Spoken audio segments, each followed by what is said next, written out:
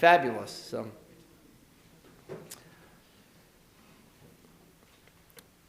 just a couple items to point out as we begin. You are not who your parents say you are. You're not who your classmates say you are. You're not who your teammates say you are. You're not who your coworkers say you are. You might not even be who your partner says you are. And most of all, you're probably not the person you have convinced yourself you are. So I say to you this morning, very simply, stop lying to yourself. If you listen carefully, in the quiet moments, you can imagine yourself lying on your back in your crib, looking up at your mobile, and you can feel the innocence that only a small baby, a human still in formation, if you can imagine that moment, you will hear God whisper to you the words that were made most famous in the book, The Help. You're smart, you're kind, you're important, and today I add, you're enough. Last week I tried to explain that what a person says on their deathbed isn't so important. Rashi explained to us in last week's parsha that as Jacob was lying on his deathbed and he had a variety of descriptions for his children, some of which were incredibly cruel, Rashi said in that moment to us that God had already begun to depart from Jacob. It was his way of saying he maybe had already begun to lose his mind. Rashi said that in those final hours when he called his sons to his side as he was about to leave this world, he was saying things that maybe he wouldn't have said at another point in his life. I'll remind you of what it was at the end of last week's parsha, the end of the book of Breshit. Ruvain bichori ata kochi Reshit oni, yeter she'et v'yeter az. Reuven, you are my firstborn, my might, and the first fruit of my vigor, exceeding in rank and exceeding in honor. But then he says, unstable as water. You shall excel no longer. For when you did the things that you did in your life, you brought disgrace on our family. Shimon and Levi, you're a pair, says Jacob. Your weapons are tools of lawlessness. Let not my person be included in their council. Let not my being be counted in their assembly. For when they are angry, they kill and they maim. See, Jacob on his deathbed says some horrible things to his sons. Maybe he felt it was a moment in which honesty was necessary. But maybe, as Rashi had pointed out last week, maybe the Shekhinah already began to leave Jacob and he could not possibly have meant what he was saying to his children. Can you imagine how cruel it is on his deathbed, a place that can have no greater impact on the listener? Jacob rails against his children, telling them that they aren't who they think they are and they won't ever be who they think they will become. There is cruelty in that. So much so that Rashi pointed out last week that he was already losing his mind. A parent could never possibly willfully inflict such pain on a child.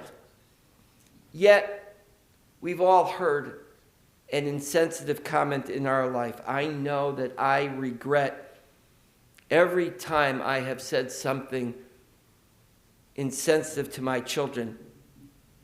And I also took very seriously every one of those comments that was foisted on me. as a child. Look, I know what our rabbis taught. In the Midrash Tanchuma, Kol zman she'adam marbeh b'mitzvotu koneh shem tov le'atzmo. That when a person does good things in this world, they get for themselves a shem tov, a good name. You know that phrase made famous by the great founder of Chassidut, the Baal Shem Tov. At motzei shlosha shemot nikru'u lo le'adam. And therefore the Midrash goes on and says there are 3 names that every person has in this world. Echad ma shekorim lo aviv ve'imo, a name that a parent gives to their children.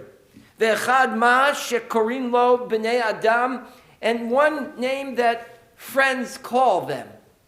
We all get nicknames in life that we get from our friends. Ve'echad ma shekonehu le'atzmo, and then one name that we acquire for ourselves. Tov mikulam mi shekonehu le'atzmo. The one that's most important is the one you acquire for yourself. That is when you discover who you really are. And the name that you call yourself, that is the most important of all. I have to tell you honestly, there's no greater joy I have in my rabbinate than to hear the preschool kids say, "Oh, there goes the rabbi." I love being called the rabbi by such little people. Every time a person does something good, they acquire for themselves a good name. But the opposite is exactly what we always said about the playground, and that is, sticks and stones won't break my bones, but names will never hurt me. It's so not true. The names that we are called on the playground hurt if they're inflicted with pain. And then we replay those names over and over again in our own minds. And we allow those hurtful things to live rent-free in our brains. But the story doesn't end there, right? You know that that's just the end of one book. It's not the entire story of the Jewish people. It's just the end of a chapter. And so this week we started a new book. Because the names we're called in childhood rarely stick. So the new book that we started is called Shemot. In English, we've always referred to it as Exodus. But in fact, the translation for the word Shemot is names. So the new book begins, Ve'ele Shemot b'nei Yisrael haba'im Mitzrayim el Yaakov ishu ve'to ba'u. That these are the names of the people who went down to Egypt. And Rashi jumps right in. The very first pasuk, the very first verse of this parsha, Rashi jumps in as if to say, I still have more to say about what Jacob had called his children when they were younger and when he was dying. Rashi says, Afal pi shem nomnam b'chayem b'shmotam chazar u'minam b'mitatam lehodia chibatam. The Torah says, through Rashi's lens, we need to recount their names because they were beloved. And it doesn't matter what Jacob called them. It didn't matter what Jacob said they would become because they continued to be loved, said Rashi. As if to say to these children, don't worry, it doesn't matter what you were named early on. You got to choose your own path as you went forward. Rashi reminds these people, these children of Jacob, that they were in fact not worthless, not dismantled, but actually quite a group of people who would grow to be a great nation. As it says in Psalms, Uv V'nei Elyon Kulchem, you are all children of the Almighty. And then as I continued last week, Rabbi Ephraim ben Aaron Lejuntz, known to us as the Kli Yakar continues his conversation with Rashi. He says, Perush Rashi lehodia chibatam. Rashi said that they are recalled in this week's parsha to alert us to the fact that no matter who they became, they were still loved. And then he goes on, Yesh lo mitziut ve'eino nireh ve'eino ibed. But there was a reality to who they were. And who Jacob said they would become was destroyed. These were good guys. They weren't bad guys.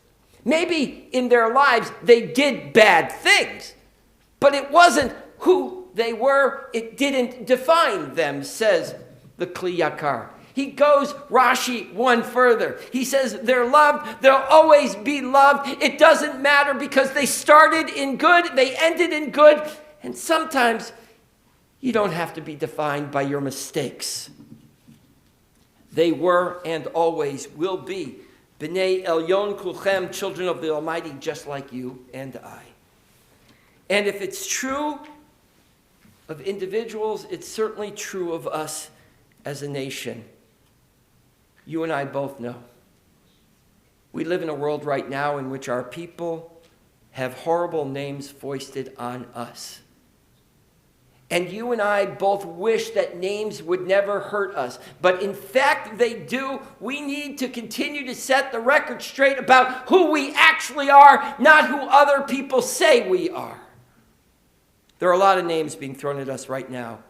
Unwarranted, extreme names hurled at us by anti-Semites wearing hypocrites' clothing. And while those names hurt, we know we are a mamlechet kohanim v'goy kadosh. We are a holy nation, a kingdom of priests. So allow me one last comment of personal privilege. Two really important things. One is, you see my nephew here this Shabbos. I don't know if you could tell he was my nephew. He looks like the rest of us. So he made Aliyah after his first year of college. He said, I have more to contribute to our nation. And he joined the Israeli Defense Forces. And now he's here in America doing work for his company in Israel. He continues to serve, maybe not in uniform, but certainly in building the nation. And I couldn't be more proud, so much so that it inspired his family to move there with him. I'm not quite sure that's what he intended. I can say that because it's my brother I'm talking about. And I'm grateful he moved.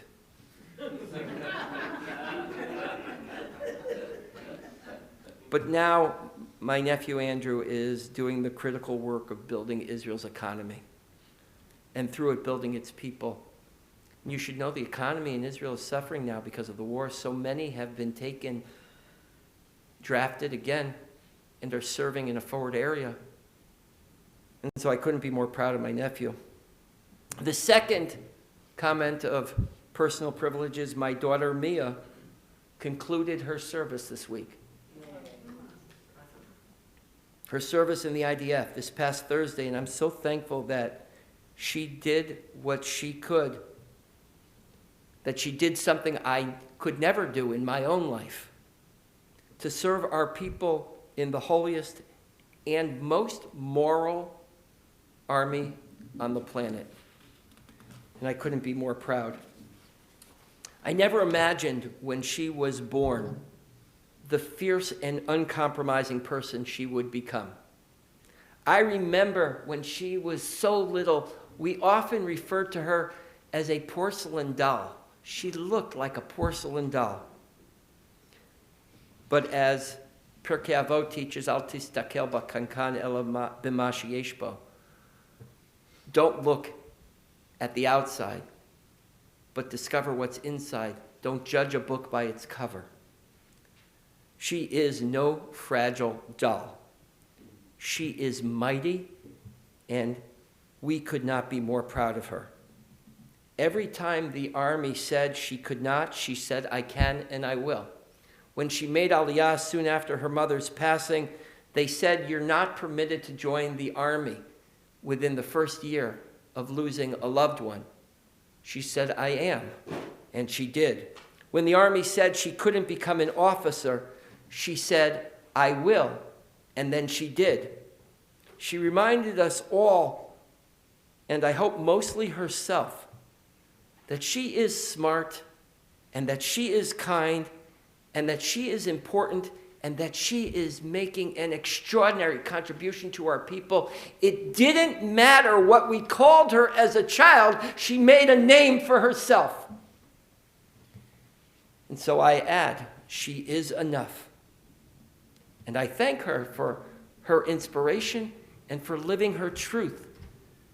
May we all be able to merit such an experience in our own lives, to make our own name.